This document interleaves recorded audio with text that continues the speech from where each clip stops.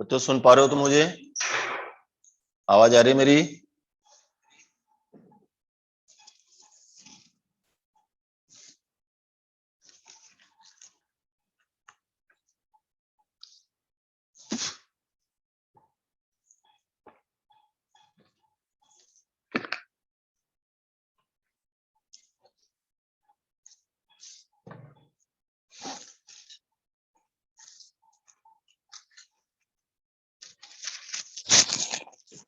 सुनो ध्यान से।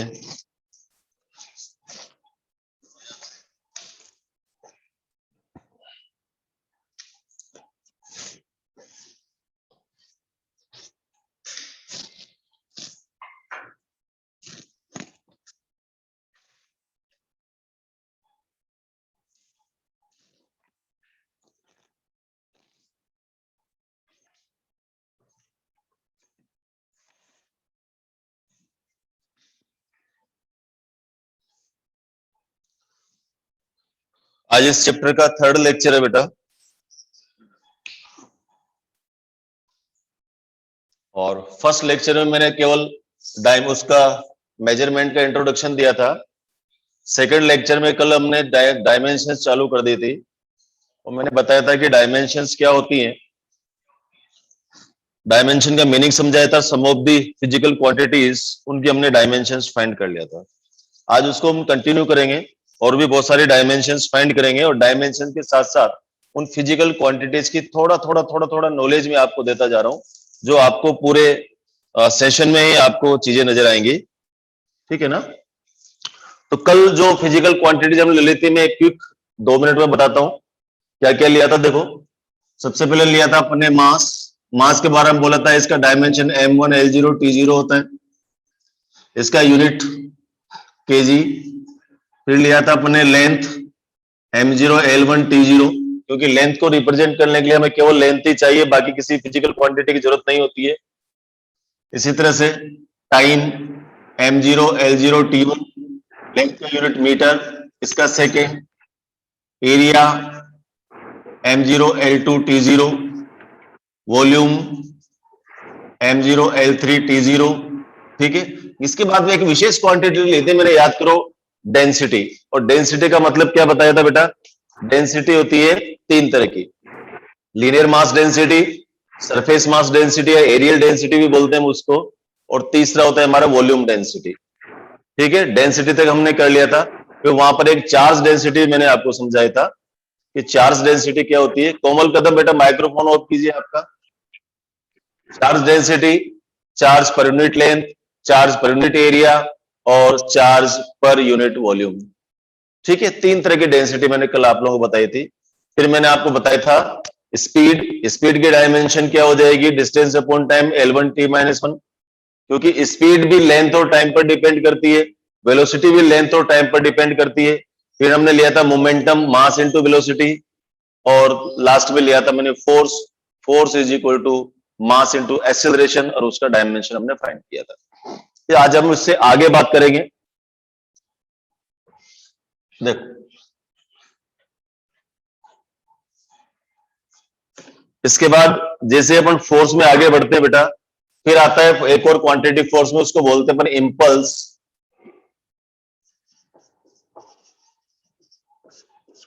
इंपल्स, देखो इंपल्स क्या है कि अगर किसी बॉडी पर फोर्स थोड़े से टाइम के लिए लगे, इंपल्स का मीनिंग समझो, हालांकि एनएलएम में अपन इसको बहुत डिटेल में पढ़ने वाले हैं, लेकिन अगर फोर्स किसी ऑब्जेक्ट पर थोड़े से टाइम के लिए लगता है, तो फोर्स और उस ड्यूरेशन, उस टाइम इंटरवल का जो मल्टीप्लीकेशन होता है, उसको हम इंपल्स बोलते हैं। तो इंपल्स इज इक्वल टू क्या होता है? आई, इंपल्स को आई से रिप्रेजेंट करते हैं एफ इंटू डेल्टा टी। ठीक है, इसको बोलते हैं अपन इंपल्स। तो इसका डायमेंशन अपन यहां से भी निकाल सकते हैं, और दूसरा डेल्टा पी से भी निकाल सकते हैं। डेल्टा पी क्या है? Change in momentum. तो चेंज इन मोमेंटम या मोमेंटम का जो डायमेंशन होगा, वही फोर्स इंटू टाइम का होगा, और वही किसका होगा? इंपल्स का। तो अब आपको मैंने बताया था कि फोर्स के डायमेंशन तो सबको याद होने ही चाहिए, और मुझे लगता है फोर्स का डायमेंशन आप सबको याद होगा। जिसको याद नहीं है वापस निकाल ले उसको। Force is equal to mass into acceleration, acceleration velocity upon time, velocity displacement upon time, तो mass into displacement upon time square. m1l1t-2, क्योंकि फोर्स हर जगह रिपीट होगा। ठीक है, फोर्स हर जगह रिपीट होगा बेटा।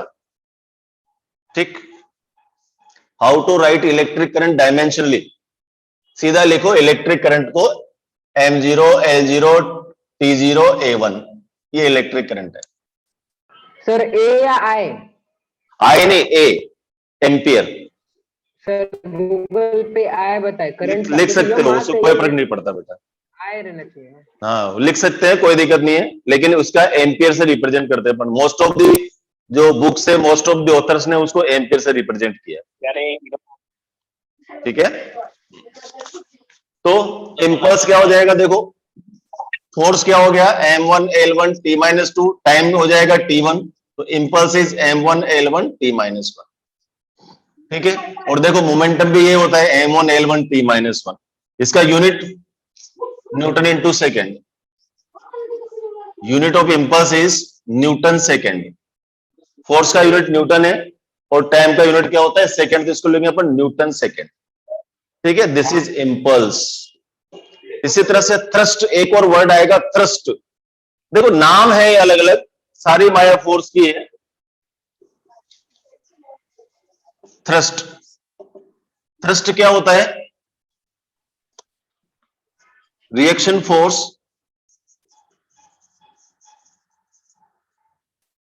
Due to action. जो न्यूटन थर्ड लॉ आप लोगों ने छोटे क्लासेस में पढ़ा होगा, every action has equal and opposite reaction. तो जो रिएक्शन के कारण जो फोर्स लगता है अपोजिट डायरेक्शन में, एक्शन के अपोजिट, उसको हम क्या बोलते हैं, थ्रस्ट बोलते हैं। थ्रस्ट, अपवर्ड थ्रस्ट परपेंडिकुलर ना है, परपेंडिकुलर रहता है, परपेंडिकुलर, वो दोनों एक दूसरे के अपोजिट लगेंगे बेटा। ठीक है, तो thrust also force, thrust is force, और फोर्स का मतलब क्या हो गया m1l1 t-2। निश्चित रूप से इसका यूनिट भी क्या होगा, यूनिट भी होगा जो फोर्स होगा न्यूटन। ठीक है, सीजीएस में वही डाइन, बाकी चीजें अपन इसमें बाद में डिस्कस करेंगे इसके बारे में। तो ये हमारा थ्रस्ट। थ्रस्ट के बाद में आप आ जाओ, जैसे एनएलएम से अपन क्रॉस करते हैं, एनएलएम क्रॉस करके हम वर्क पावर एनर्जी वाले में जाते हैं। अभी अपन मैकेनिक्स की बात कर रहे हैं बेटा, वहां पर आएगा आपका वर्क। देखो वर्क को थोड़ा सा ब्रेकअप करके करते हैं। वर्क, वर्क होता है फोर्स इंटू डिस्प्लेसमेंट।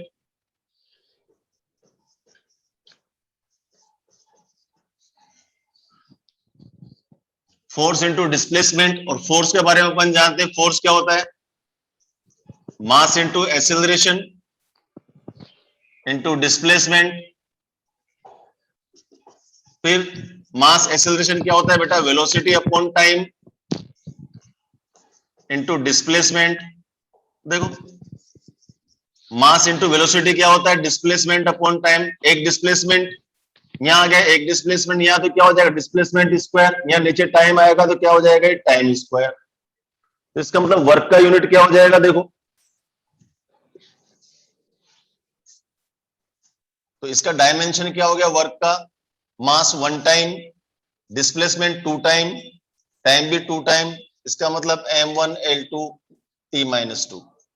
सीधा निकाल सकते थे आप, यहां से भी फोर्स का लिख देते m1l1 t-2, डिस्प्लेसमेंट का l1, तो सीधा लिख देते m1l2 t-2।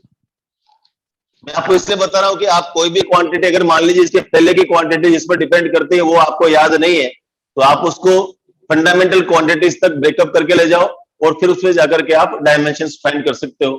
तो वर्क का डायमेंशन हो जाएगा m1l2 t-2। वर्क का जो ऐसा यूनिट होता है जूल, और जूल को कैसे लिख सकते हैं अपन, देखो kg into metre square upon second square. ठीक है, ये होता है वर्क। वर्क के बाद जो क्वांटिटी आती होती है एनर्जी,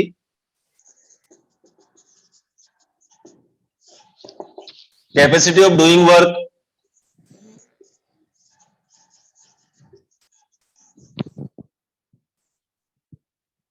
इसका मतलब एनर्जी भी क्या है, एक तरह का वर्क डन ही है। वर्क डन डिफरेंट डिफरेंट तरीके से जब वर्क डन करते हैं तो हमारे पास क्या आ जाती है, एनर्जी आ जाती है। अगर किसी ऑब्जेक्ट को डिस्प्लेस करने में चेंज इन वर्क डन निकालना है तो पोटेंशियल एनर्जी हो जाएगी। किसी बॉडी को एक्सेलरेट करेंगे तो काइनेटिक एनर्जी हो जाएगी। ठीक है, किसी वायर में करंट फ्लो करेंगे तो हीट एनर्जी हो जाएगी। मैं जो बोल रहा हूं साउंड एनर्जी है, जिससे आप देख रहे हो लाइट एनर्जी है, chemical energy, physical energy, sound energy, light energy, कोई भी एनर्जी हो, किसी भी तरह की एनर्जी हो, सारी एनर्जी क्या होती है? Amount of work done. All type of energies are amount of work done. इसका मतलब एनर्जी का अगर मुझे डायमेंशन लिखना है तो एनर्जी का डायमेंशन किसके बराबर होगा? Work done. और वर्क डन का क्या पता है हमको? डायमेंशन। वर्क का डायमेंशन अभी ऊपर निकाला अपन ने, m1 l2 t-2। जो यूनिट जो उसकी होती है वर्क की, वही एनर्जी की भी यूनिट होती है। तो unit of energy also joule. ठीक है, एनर्जी नोट करते जाओ फटाफट फटाफट। फोर्स, फोर्स से वर्क आ गया, वर्क से एनर्जी आ गया, एनर्जी से फिर इसी में अपन जाएंगे तो पावर आ जाएगी। देखो पावर, पावर क्या होती है? Rate of work done.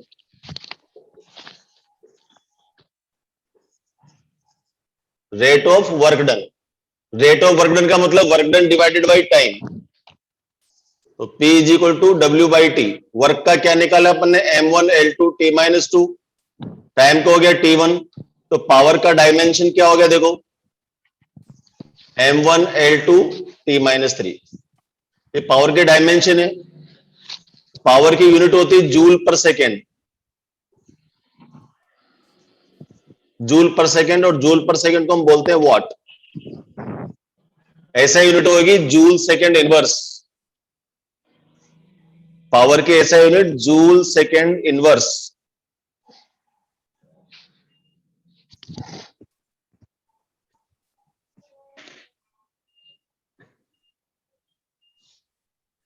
Power हो गया। चलो आगे चलते हैं। पावर के बाद नेक्स्ट क्वांटिटी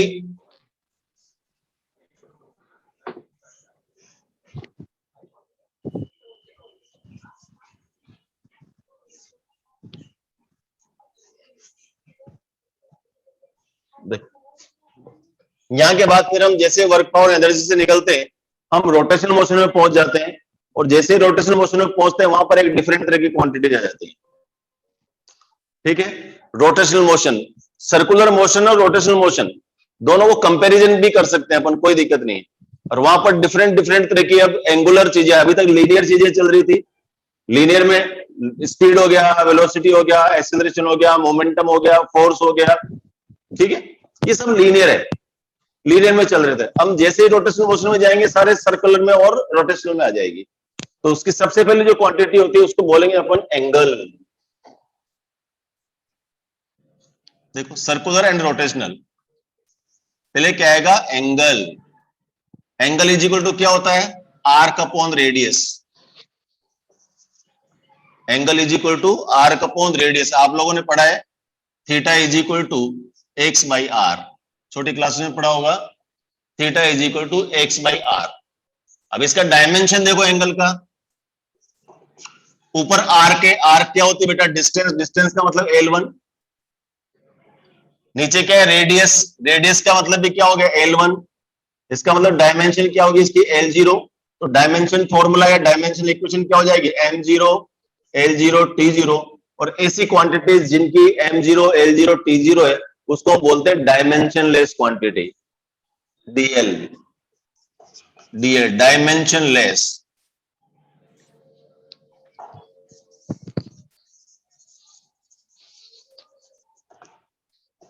ठीक है, क्योंकि इसका डायमेंशन क्या है? m0 L0 T0। इसलिए एंगल को क्या बोलेंगे अपन? Dimension less quantity. इसकी कोई डायमेंशंस नहीं हो सकती है। क्या हम ऐसी क्वांटिटी बता सकते हैं जिसकी डायमेंशन तो नहीं होती है लेकिन उसकी यूनिट होती है? एंगल का यूनिट होता है। तो देखो यूनिट क्या हो जाएगा? एंगल का यूनिट बता सकता है कोई? रेडियन। डिग्री, डिग्री भी होता है और रेडियन भी होता है। ठीक है, दूसरा देखो, सेम, बिल्कुल सेम क्वांटिटी, उसको बोलते हैं अपन एंगुलर डिस्प्लेसमेंट। एंगुलर डिस्प्लेसमेंट, और एंगुलर डिस्प्लेसमेंट क्या होता है बेटा? Linear displacement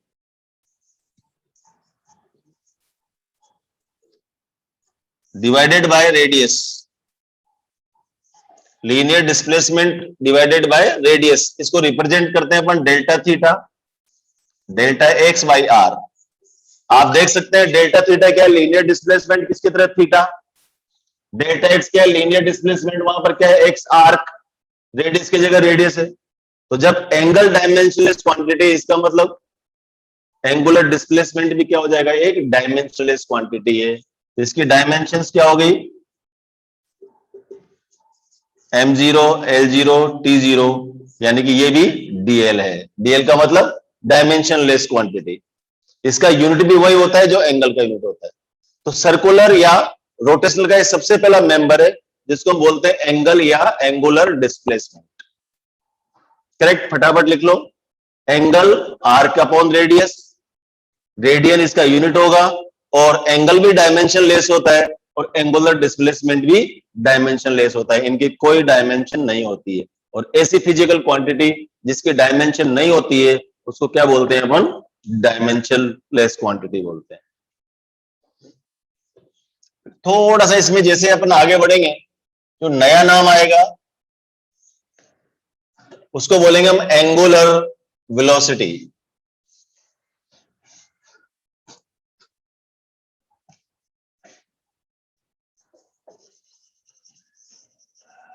angular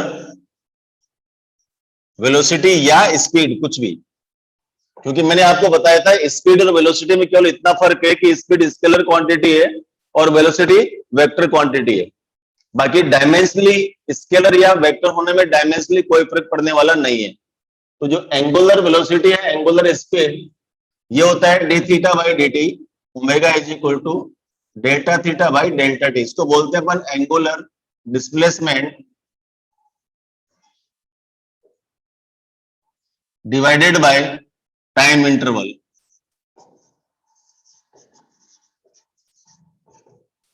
angular velocity speed क्या बोलेंगे? Angular displacement divided by time interval.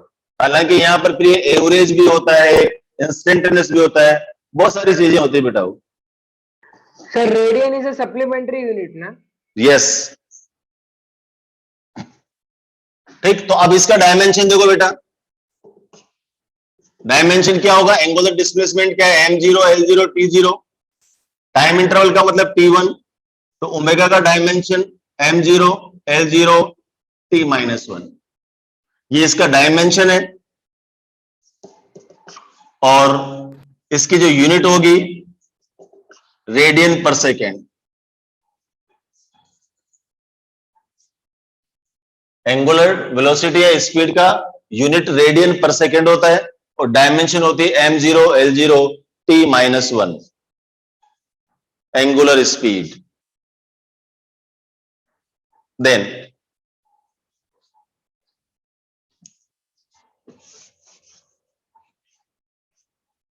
Next देखो,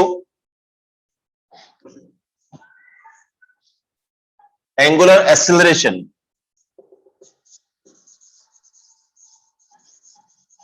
एंगुलर एक्सेलरेशन, एंगुलर एक्सेलरेशन का मतलब हो गया बेटा rate of change in angular velocity.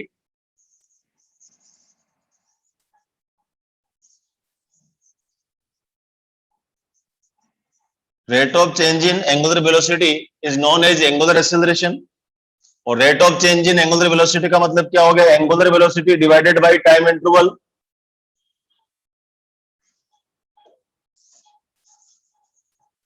Alpha. Yes, तो ये हो गया हमारा alpha is equal to D theta by D T, या एवरेज लिखते हैं तो alpha average is equal to delta theta by delta T. और डायमेंशन लिखेंगे, मुझे नहीं लगता कि आप लोगों को बताने की जरूरत है, आप लोग खुद निकाल सकते हो। डेल्टा थीटा हो गया, sorry D omega by D T. तो डी ओमेगा का मतलब क्या हो गया बेटा? m0, l0, t-1, और नीचे एक t1 है, इसका मतलब m0 l0 t-2, ये एंगुलर एक्सेलरेशन है, इसका यूनिट होगा radian per second square.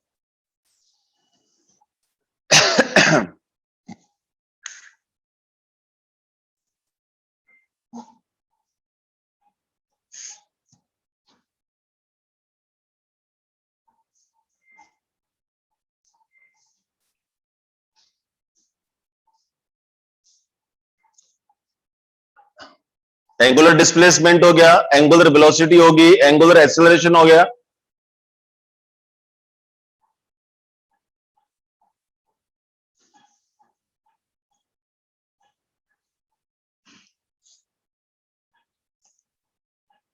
Next quantity पे चलें।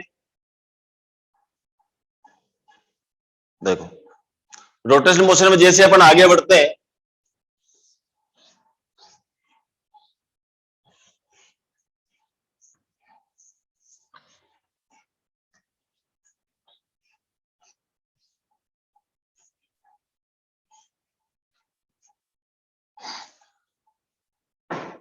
देखो उसके बाद आता है इसमें torque, angular momentum and torque.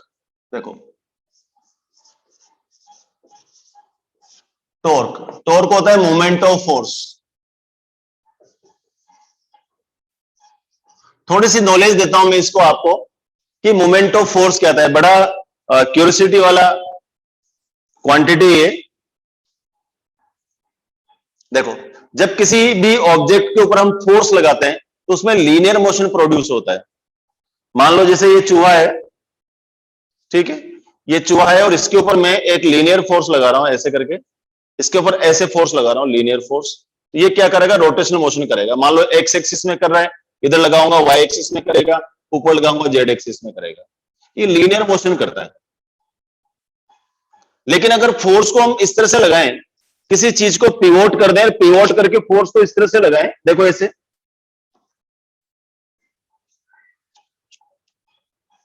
देखो जैसे मान लो this is the body, it is free to rotate about an axis of rotation, दिख रहा है सबको।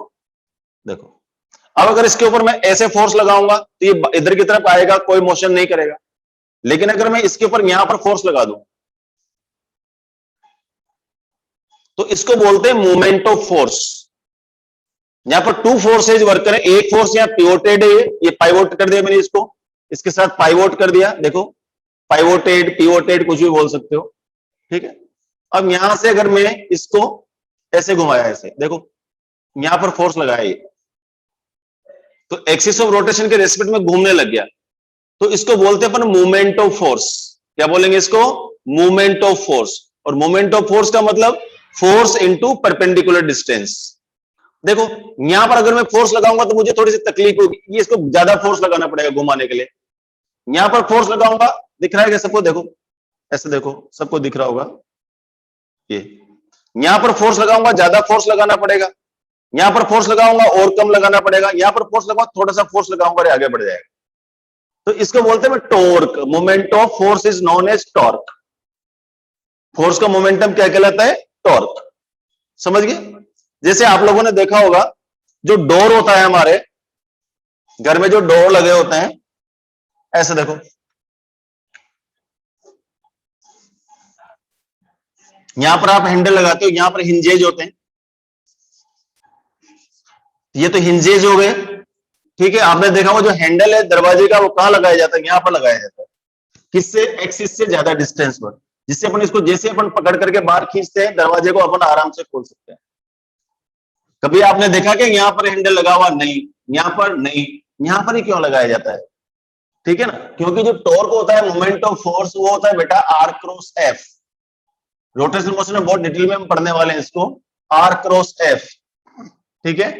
और टो मैक्सिमम होता है आर एफ, यानी टो मैक्सिमम, एक तो डिस्टेंस, रेडियस वेक्टर बोल सकते हैं इसको अपन, ये फोर्स। तो अगर टॉर्क हमें बढ़ाना है तो या तो आर बढ़ाए या तो एफ बढ़ाए। एफ तो एक लिमिट से ज्यादा नहीं बढ़ा सकते हम, इसका मतलब क्या बढ़ाए, डिस्टेंस बढ़ा देंगे तो फोर्स हमें क्या करना पड़ेगा, कम लगाना पड़ेगा। देखो एक एग्जांपल बताता हूं, ध्यान से देखो। आप लोग अगर कभी गांव में गए हो तो गांव में इस तरह से देखा होगा आपने गांव के बाहर, कोई बता सकता है क्या नाम है इसका? यहां पर एक पुली लगी होती है, ये अंदर क्या होता है उसको छोड़ो, अभी यहां पर पिस्टन होता है, पिस्टन ऊपर आता है, इसको खींचते हैं, तो ये बाद की कहानी है। देखो क्या बोलते हैं इसको, जानते हो सब? हैंड पंप बोलते हैं इसको। गांव में रहता है ये, शहरों में तो नहीं होता। हैंड पंप है ये। आपने देखा वो हैंड पंप का जो हैंडल है वो थोड़ा सा लंबा बनाया जाता है, ठीक है ना? लंबा क्यों बनाते हैं? क्योंकि आपने देखा होगा यहाँ पर आप अगर फोर्स इसको हैंड पंप को यहां से दबाने की कोशिश करोगे तो बड़ी ताकत लगानी पड़ेगी। छोटे बच्चे तो इसको दबा ही नहीं सकते, नहीं दबा सकते ना। तो हम क्या करें, इसके हैंड पंप का जो हैंडल है इसको लंबा बनाते हैं, ताकि यहाँ पर जब अपन फोर्स लगाए तो इजीली, छोटे बच्चे भी आपने देखा होगा जो आखिरी हैंडल होता है उसको ऐसे ऐसे करते हैं और दबा लेते हैं। इवन गांव के तो जो बफेलो जो होते हैं, जो काउज होते हैं, वो भी बड़ी समझदार होती हैं। उनको प्यास लगती है, वो सीधा अपनी गर्दन यहाँ पर लगाती है और इसको दबा देती है, इधर पानी आता है, फटाफट आके पानी पी लेती है, ठीक है। तो उनके लिए क्या करते हैं, हैंड पंप का जो हैंडल होता है उसको लंबा बनाया जाता है। क्यों बनाया जाता है? आप फिजिक्स के लैंग्वेज में बता सकते हो कि अगर टॉर्क मैक्सिमम चाहिए तो या तो आर ज्यादा हो या तो एफ ज्यादा हो। अब गाय को अगर मान लो दबाना है बेचारे को, तो उसके तो गर्दन में लग जाएगी ना, तो उसकी सुविधा के लिए क्या किया, आर बढ़ा दिया। आर बढ़ा देंगे तो क्या करना पड़ेगा, हमें फोर्स को कम लगाना पड़ेगा, मोमेंट ऑफ फोर्स, ठीक है ना। आपने देखा होगा बेटा, आपने देखा होगा पहले जो महिलाएं होती थी पुराने जमाने में, घर पे आटा पीसती थी ऐसे करके, उसको बोलते हैं आटा चक्की। जेल में चक्की पीसते हैं, तो जेल में चक्की भी वही होती हुई थी। उसमें क्या होता है देखो,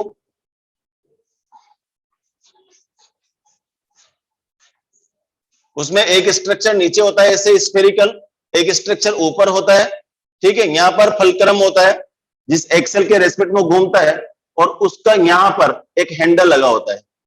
इस हैंडल को पकड़ करके ऐसे ऐसे घुमाया जाता है इसको, बीच में वहां से यहाँ से उसमें से जो भी कॉर्न को पीसना होता है उसको डाल देते हैं और वो ऐसे ऐसे घुमाता जाता है, ठीक है। तो उसका जो हैंडल है वो एक्सिस से डिस्टेंस पर बढ़ाया। देखो ये बिल्कुल सर्कमफ्रेंस के पास में हैंडल लगाया है। सर्कमफ्रेंस के पास में हैंडल क्यों लगाया? जिससे कि एक्सिस से उसका डिस्टेंस बढ़ जाए। डिस्टेंस बढ़ जाएगी तो फोर्स कम लगाना पड़ेगा, ठीक है। इसको बोलते हैं आटा चक्की बोलते हैं इसको। आप लोगों ने नाम सुना हो, अब तो नहीं पाई जाती है, पहले के जमाने में हर घर में पाई जाती थी आटा चक्की। एक और एग्जांपल बताता हूं। आपने देखा होगा जो पोटर होते हैं, कुम्हार बोलते हैं उनको हिंदी में, पोटर जो होते हैं वो क्या करते हैं, मिट्टी के बर्तन बनाते हैं। तो उनका इतना बड़ा सा पहिया होता है, एक व्हील होता है बड़ा सा, ठीक है। उस व्हील के ऊपर वो मिट्टी रखते हैं, बीच में सेंटर में गीली मिट्टी जो होती है उसको वो उस तरह से मल के रखते हैं, और उसका जो गड्ढा होता है जहां पर वो एक इतना बड़ा लंबा सा डंडा लेता है, और लंबा सा डंडा लेके ऐसा, देखो मैं सिखाता हूं, ऐसे यहां पर तो मिट्टी रखी, ऐसे मिट्टी रख देते हैं, और यहां पर एक छोटा सा होल होता है। इस होल में वो क्या करता है, पोटर एक बड़ा सा लंबा सा डंडा लेता है और उसको ऐसे करके घुमाता है। ऐसे 2-3 बार घुमाता है, 2-3 बार घुमाने से उसमें पहिए में मोमेंटम आ जाता है। मोमेंटम आने के कारण वो ऐसे ऐसे लगातार घूमता रहता है, और वो जो पोटर होता है उस मिट्टी को ऐसे ऐसे करके शेप देता है, और सुंदर सुंदर सुराही, घड़े, मटके वगैरह बना देता है, ठीक है ना। अच्छे अच्छे बर्तन बनाता है कुम्हार।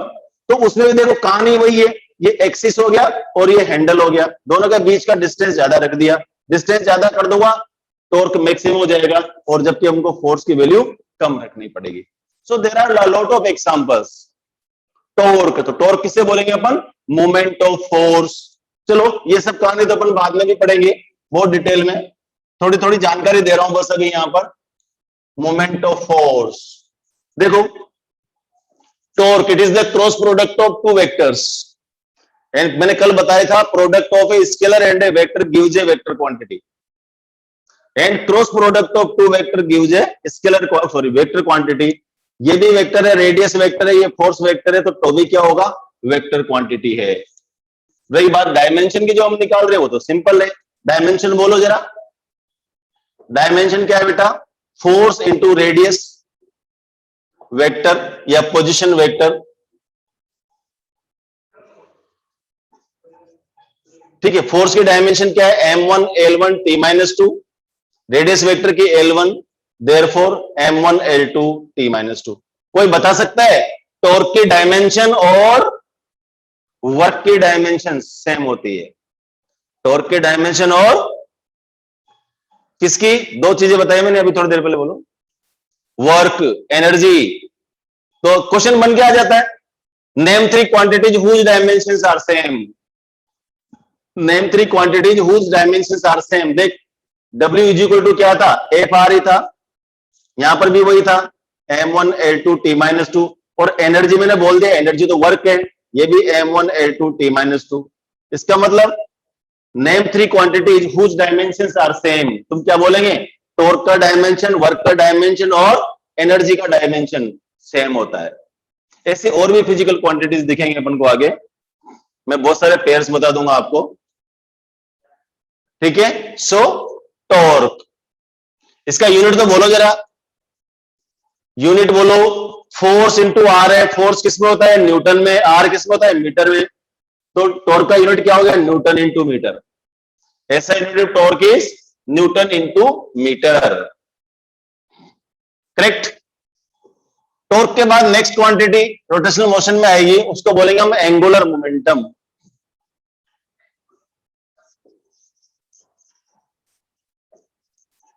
Angular momentum.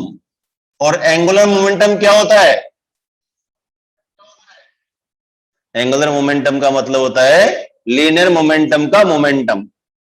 जैसे फोर्स का मोमेंट टॉर्क होता है, लीनियर मोमेंटम का जो मोमेंटम होता है वो एंगुलर मोमेंटम होता है। मैं डायरेक्ट फॉर्मूला लिख रहा हूं, L is equal to R cross T।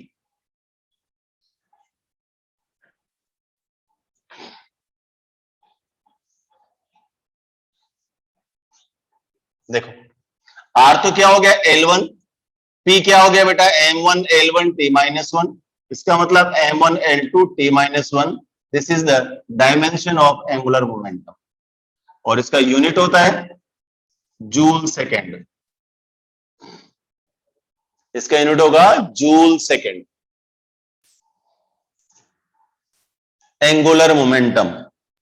Sir अभी तक आप लोगों ने बहुत सारी फिजिकल क्वांटिटीज देख ली, अब मैं क्वांटिटीज में बोलूंगा और डायमेंशन आप लोग निकालोगे, ठीक है। और सब बच्चे मुझे आंसर देंगे अपनी स्क्रीन पर लिख करके,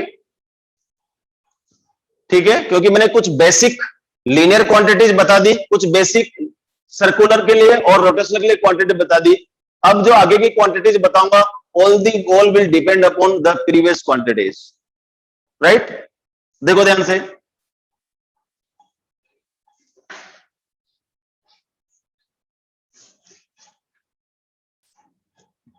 तो नेक्स्ट क्वांटिटी आपको लिखनी है moment of inertia.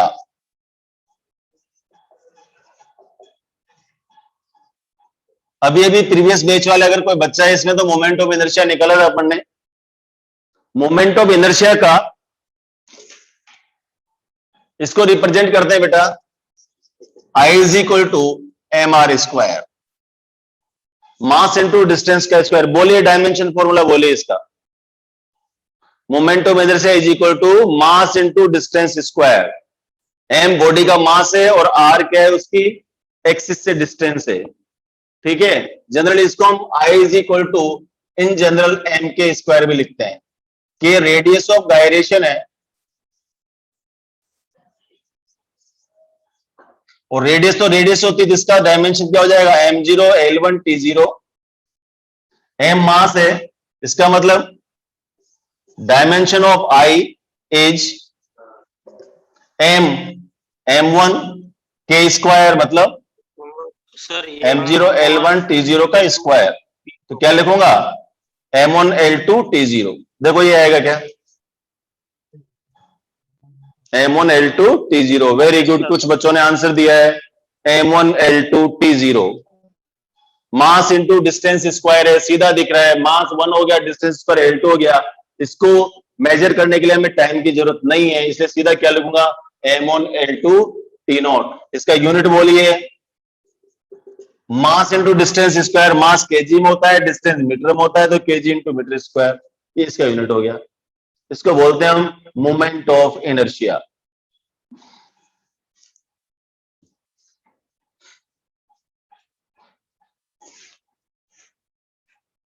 Rotational kinetic energy, एक और आता है इसमें पॉइंट, रोटेशनल काइनेटिक एनर्जी।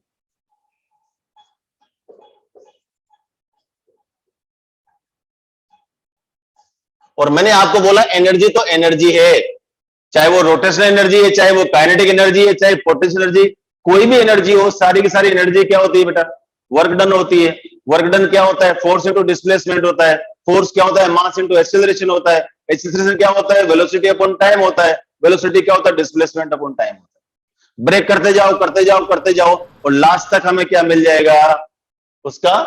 तो डायरेक्ट लिख दूं काइनेटिक एनर्जी m1l2 t-2, क्योंकि रोटेशनल काइनेटिक एनर्जी भी एक तरह की एनर्जी है।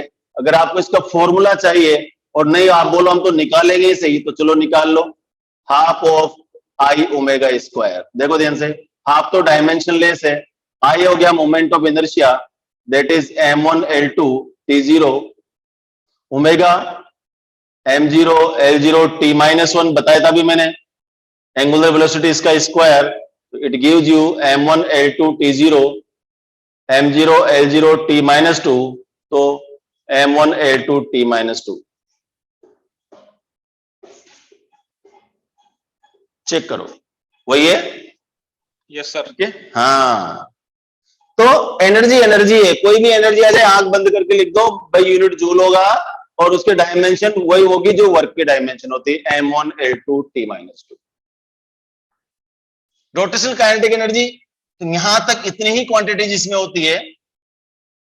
जैसे हम थोड़ा सा आगे बढ़ते हैं तो फिर आगे हम कैलकुलेट करते हैं बेटा प्रेशर। प्रेशर, और प्रेशर का मतलब होता है फोर्स पर यूनिट एरिया। फोर्स पर यूनिट एरिया, फोर्स पर यूनिट एरिया, ठीक है? यानी कि P is equal to F by A. Force का डायमेंशन बोलो, सबको याद है? मैं नहीं बताऊंगा, आप बताओ फोर्स की निकालिए डायमेंशन फटाफट, क्या होगी? प्रेशर का डायमेंशन बताइए, फोर्स का आपको याद है, एरिया का आपको याद है? m1l2 t-2। सब बच्चे निकालेंगे, जल्दी जल्दी बताएंगे। आगे की सारी क्वांटिटीज आप लोगों को बतानी है, मैं नहीं बताने वाला आगे। मैं जब हीट में पहुंचूंगा वहां पर बताऊंगा, इलेक्ट्रिसिटी में पहुंचूंगा वहां पर बताऊंगा। मैकेनिक्स की सारी क्वांटिटीज आपको आनी चाहिए। फोर्स पर unit area, pressure is equal to force upon area. What is the dimension of force? m1 l1 t-2, area l2, therefore m1 l-1 t-1, sorry t-2, m1 l-1 t-2। Pressure, unit बोलो इसका, unit force Newton में metre square, Newton पर metre square, Newton पर metre square को बोलते हैं pascal. Newton पर metre square is pascal. देखो कुछ सिमिलर क्वांटिटीज बता रहा हूं मैं आपको। प्रेशर के बाद में आता है stress.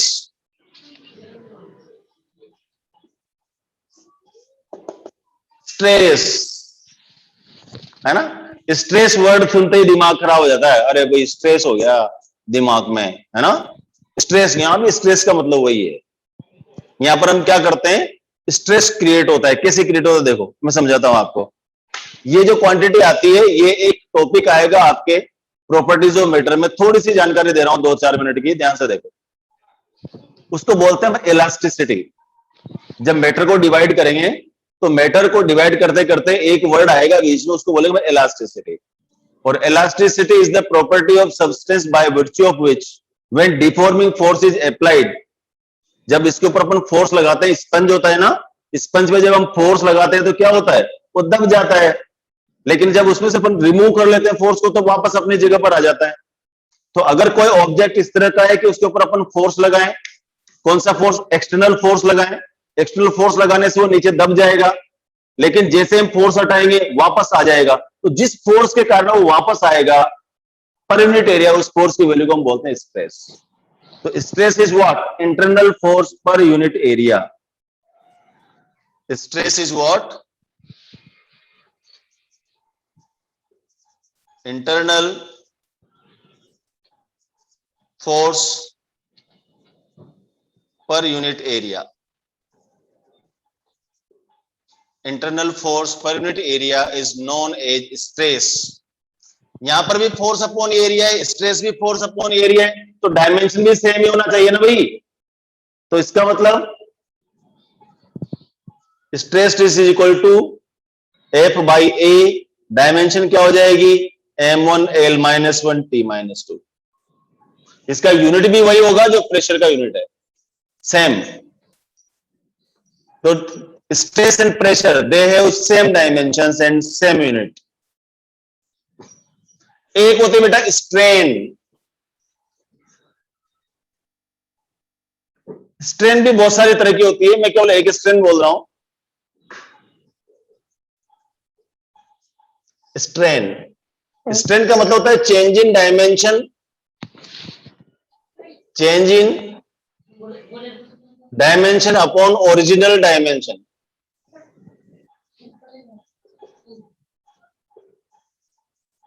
Change in dimensions divided by original dimensions. आपने देखा होगा जो रबर होता है, जिसको क्या बोलते हैं, हेयर में लगाती है लड़कियां रबर, वो नोट की गिड्डी पे भी लगा आता है। आपने देखा उस रबर को आप ऐसे ऐसे स्ट्रेच करते हो, तो स्ट्रेच करते हो तो उसकी लेंथ इंक्रीज हो जाती है, वापस छोड़ते हो अपने जगह पर आ जाता है। तो इंक्रीज, तो क्या उसका मतलब? Change in dimension divided by original dimension, उसको बोलते हैं स्ट्रेन। डायमेंशन का मान लो लेंथ में चेंज हो रहा है, तो क्या लिखूंगा मैं? Change in length divided by original length. Change in volume divided by original volume. Change in area divided by original area. इसका मतलब ऊपर भी लेंथ है, नीचे भी लेंथ है, ऊपर भी एरिया है, नीचे भी एरिया है, ऊपर भी वॉल्यूम है, नीचे भी वॉल्यूम है। और जब टू क्वांटिटीज का रेशियो और जिनमें दोनों तरफ सेम हो तो क्या हो जाएगा? इसका डायमेंशन क्या हो जाएगा? बोलो। m0 l0 t0। इसका मतलब ये भी कैंसी है, dl। स्ट्रेस भी को क्या बोलेंगे अपन? Dimensionless quantity. जैसे एंगल का और एंगुलर डिस्प्लेसमेंट का डायमेंशन नहीं होता है, इसी तरह से स्ट्रेन का भी डायमेंशन नहीं होता है। एक और बात बता दूं, एंगल का डायमेंशन तो नहीं होता लेकिन उसका यूनिट होता है, लेकिन स्ट्रेन का ना तो डायमेंशन होता है और ना ही यूनिट होता है। तो डायमेंशनलेस, यूनिटलेस। स्ट्रेन एक ऐसी फिजिकल क्वांटिटी है जिसकी ना तो डायमेंशन होती है और ना ही यूनिट होती है। फिर आता है कि elastic constant.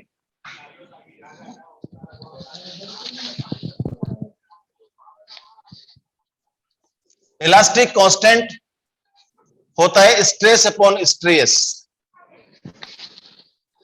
Stress upon strain. फटाफट बताओ जरा, इलास्टिक कांस्टेंट की डायमेंशन क्या होगी? इलास्टिक कांस्टेंट है स्ट्रेस अपॉन स्ट्रेन। ऊपर स्ट्रेस का डायमेंशन लिखो, नीचे स्ट्रेन का डायमेंशन लिखो और बताओ इलास्टिक कांस्टेंट का डायमेंशन क्या होगा। जल्दी जल्दी बताइए, सब बच्चे देंगे फटाफट मुझे चैट पर answer. Elastic constant is what? Stress upon strain. Stress का dimension m1 l-1 t-2। Strain dimensionless है। Yes, very good very good, बहुत सारे बच्चों ने दिया answer. Stress m1 l-1 t-2, strain m0 l0 t0, therefore m1 l-1 t-2। क्या कोई मुझे बता सकता है बोर्ड पर देख करके ऐसी 3 फिजिकल क्वांटिटी का नाम बताइए जिनकी डायमेंशन सेम होती है? Name 3 physical quantities whose dimensions are same. Name 3 physical quantities whose dimensions are same. Name 3 physical quantities whose dimensions are same. Pressure, stress, elastic constant. दूसरा पेयर आ गया, थोड़ी देर पहले मैंने एक पेयर पहले भी बताया था, एनर्जी और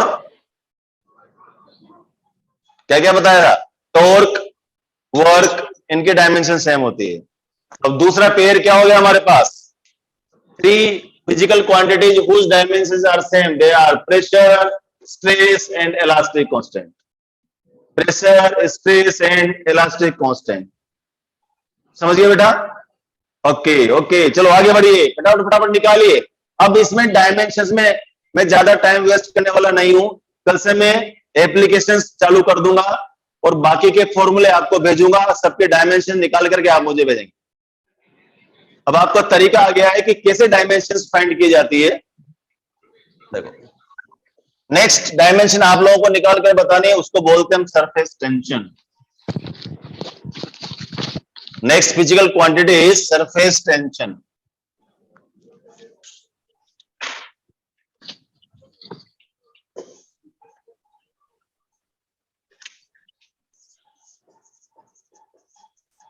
सरफेस टेंशन, ये भी प्रॉपर्टी जो मीटर में आएगा हमारे पास, ये होता है फोर्स पर यूनिट लेंथ। फोर्स पर यूनिट लेंथ कोई भी बता देगा मुझे इसका डायमेंशन, सरफेस टेंशन का डायमेंशन, फोर्स पर यूनिट लेंथ। ऊपर फोर्स लिखिए, नीचे लेंथ लिखिए, फोर्स को लेंथ से डिवाइड कर दीजिए।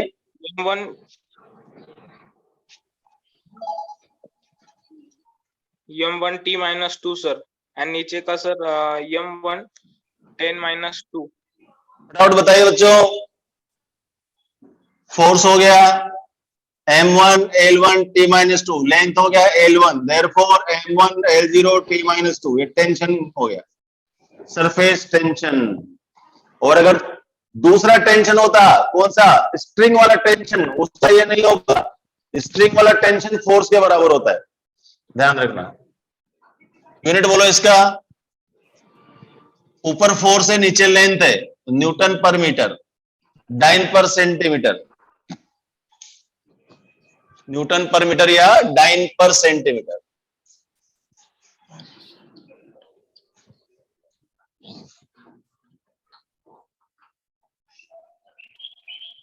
Correct. Surface tension, surface tension के बाद आगे आइए, सरफेस एनर्जी।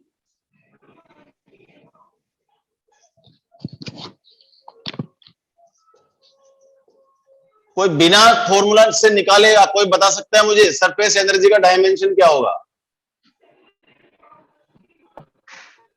सरफेस एनर्जी तो एनर्जी है भाई। हाँ, एनर्जी का dimension work done, m1 l2 t minus 2, दिमाग ही नहीं लगाना। सरफेस एनर्जी, इस सरफेस टेंशन वाले पार्ट है एक्सेज प्रेशर, प्रेशर का। इसमें एक वर्ड आएगा एक्सेज प्रेशर, तो प्रेशर वाला फॉर्मूला, ठीक है। तो ऐसे आप ये नहीं डरेंगे बिल्कुल भी, जैसे जैसे क्वांटिटीज आगे बढ़ती जाएंगी आपको इनको डिटेल में भी पढ़ते जाओगे। सरफेस एनर्जी, कुछ फिजिकल क्वांटिटीज आपके ग्रेविटेशन वाले चैप्टर में आती है। इससे पहले मैं तो कुछ विस्कोसिटी वाला पार्ट बता देता हूं। विस्कोसिटी में आपका आएगा सबसे पहले विस्कोस फोर्स।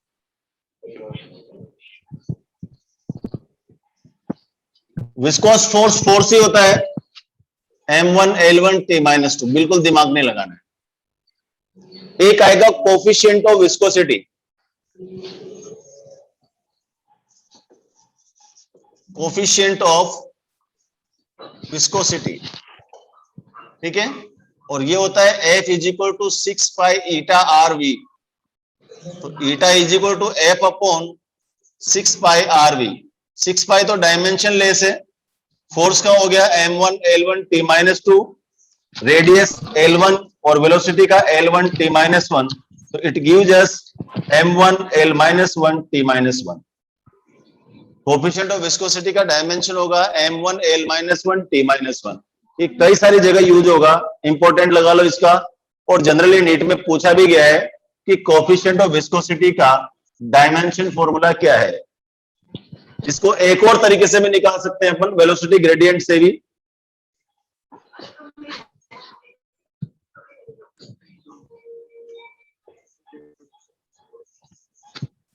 वेलोसिटी ग्रेडियंट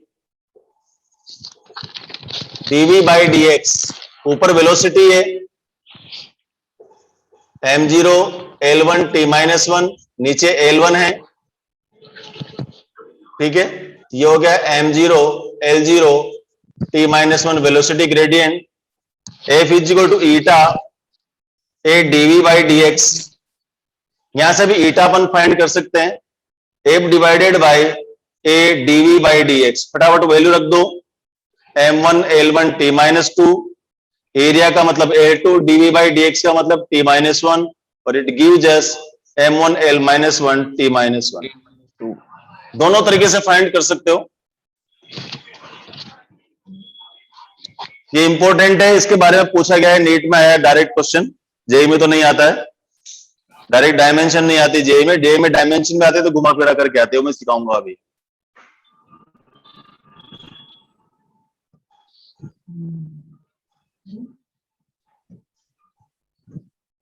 देख लिया बेटा,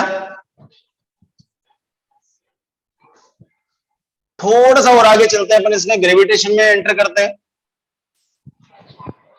जैसे ग्रेविटेशन में एंटर करेंगे वहां पर ग्रेविटेशन फोर्स आ जाएगा, F is equal to G m1 m2 by R square, G is equal to F R square by m1 into m2, इस जी को हम बोलते हैं ग्रेविटेशनल कांस्टेंट।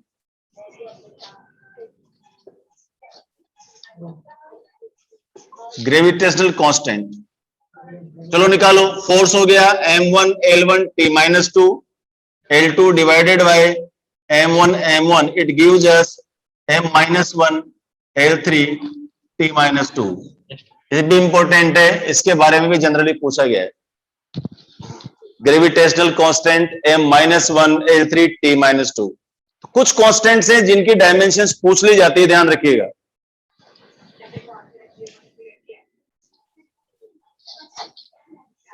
ठीक है बेटा, तो ये मैंने कुछ डायमेंशंस बताई है, अब बाकी के जो डायमेंशंस है उनके शीट में भेज दूंगा, और कुछ जो इंपॉर्टेंट पार्ट है उसका, जैसे हीट वाला डायमेंशन है, इलेक्ट्रिसिटी वाला डायमेंशन है, उनके 4-5 कल बता करके कल मैं चैप्टर का अगला पार्ट चालू कर दूंगा, जिसमें uses of dimensional equations, uses of dimensional equations, वहां से कल से हमारी मैथमेटिक्स चालू हो जाएगी फिजिक्स में, कि फिजिक्स में अपन न्यूमेरिकल कैसे करते हैं इस चैप्टर से रिलेटेड, वो कल हम चालू कर देंगे। तो आप लोगों को मैं आज कुछ डायमेंशंस की शीट्स भेजूंगा, कृपा करके एक बार उनको देख लिए और कोशिश कीजिए कि सारे डायमेंशंस खुद निकालने की कोशिश करें।